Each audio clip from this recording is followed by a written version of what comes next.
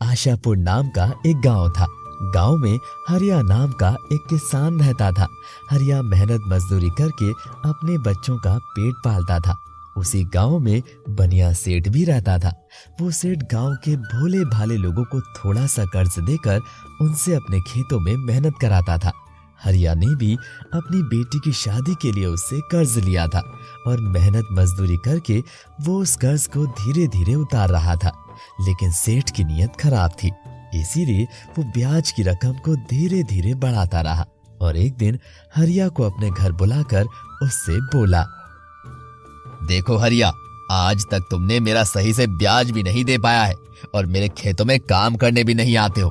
इसीलिए 2 दिन के अंदर मेरा पूरा कर्जा उतार दो, नहीं तो तीसरे दिन से आकर खेतों में काम करो। ये रोज रोज तुमसे पैसे लेकर मैं थक गया हूँ।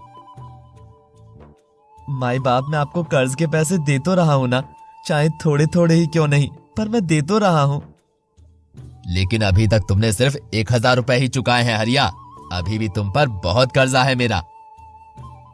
हरिया सेठ की बातें सुनकर चौंक गया, लेकिन वो गरीब अनपढ़ कुछ ना कह सका और सेठ के आगे हाथ जोड़कर बोला, ठीक है सरकार, मैं आपके खेतों में काम करने आ जाऊंगा कल से।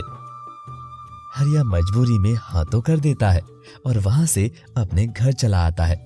और घर पहुंचकर उसकी पत्नी मालती उससे कहती है, क्या हुआ, इतने उदास क्यों लग रहे हो? क्या बताओ मालती, मैं सेठ जी को 4 साल से कर्ज के पैसे देता आ रहा हूँ, लेकिन सेठ कह रहे हैं कि आज तक मैंने 1000 रुपए ही कर्जा उतारा है।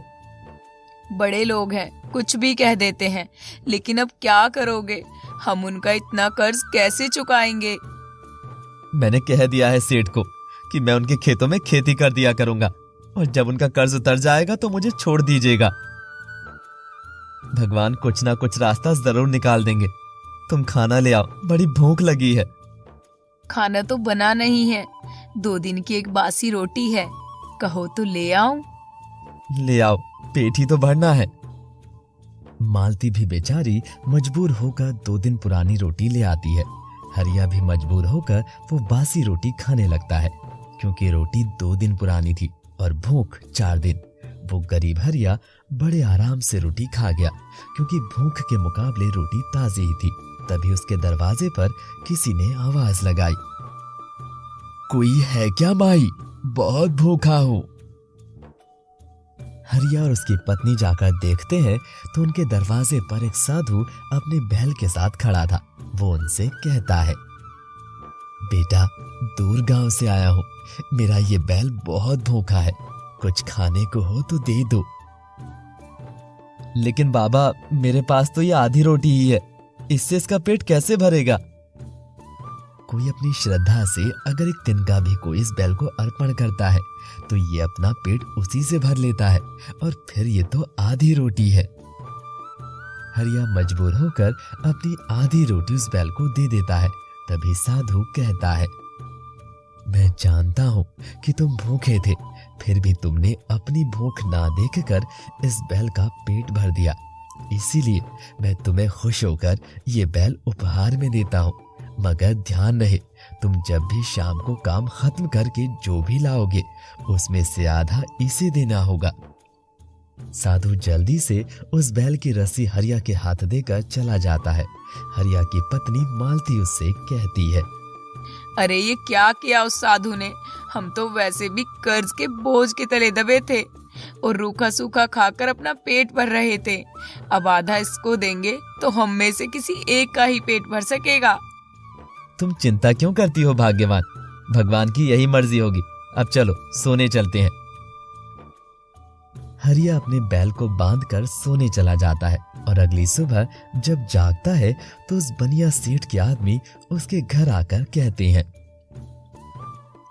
हरिया, यहाँ आराम से सो लिए हो तो अब चलो, खेतों में काम करने के लिए सेठ जी ने इसी वक्त तुम्हें बुलाया है। हरिया जैसे ही जाने लगता है तो उसकी पत्नी हरिया से कहती है, अरे सुनो, अपने बैल को भी साथ लेते जाओ, खेती बाड़ी करने में काम आएगा। हरिया मालती की बात मानकर उस बैल को लेकर सेठ के यहाँ पहुंच जाता है। अरे हरिया, ये बैल कहाँ से लाए? सेठ जी आपके खेतों में काम करने के लिए लाया हूँ। ठीक है हरिया, मैं तुम्हें आज अपना वो खेत देता हूँ खेती के लिए जिसमें आज तक कोई मायका लाल एक घास तक नहीं उगा सका है। तुम्हें उसी खेत में काम करना है और शाम तक उस खेत को उपजाऊ बनाना है। और हाँ, ध्यान रहे दोपहर के खाने में सिर्फ आधी रोटी ही मिलेगी, इसलिए जल्दी करो। ठीक है सेठ जी, मैं कोशिश करता हूँ।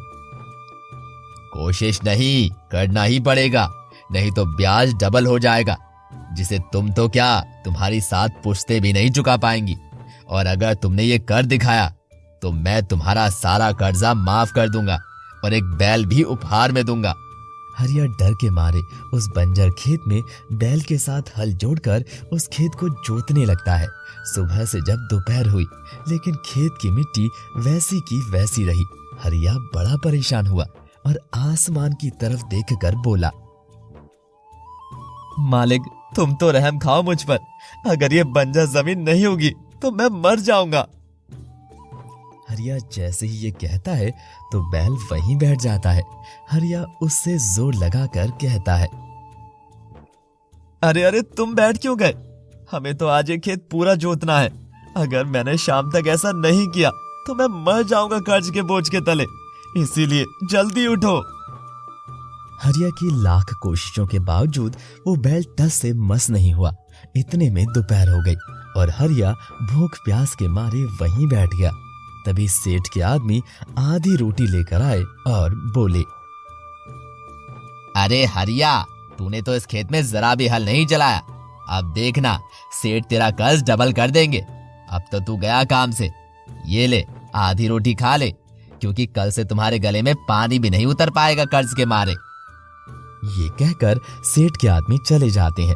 हरिया उनकी बात सुनकर घबराने लगता है और वो आधी रोटी जल्दी से लेकर खाने लगता है। तभी वो बैल बोलता है, अरे अरे हरिया, तुम भूल गए क्या मेरे गुरु ने क्या कहा था कि तुम जो कुछ भी कमाओगे उसमें से आधा मुझे दोगे। लेकिन मेरे पास तो ये आधी रोटी है, अगर मैंने इसे नहीं खाया तो मैं भूखा मर जाऊंगा और वो सेठ कर्ज को बढ़ा देगा, जिससे मेरी पत्नी जीते जी मर जाएगी। वो मुझे नहीं पता, और हाँ, अब मेरा आराम करने का समय है, इसलिए मैं अब काम नहीं करूंगा और मुझे खाने को आधा हिस्सा दो।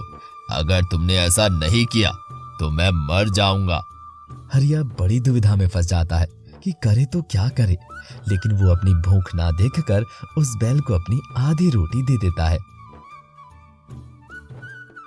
ठीक है, तुम ही खा लो और भगवान के लिए मेरी मदद करो और शाम तक इस मिट्टी को उपजाऊ बना दो।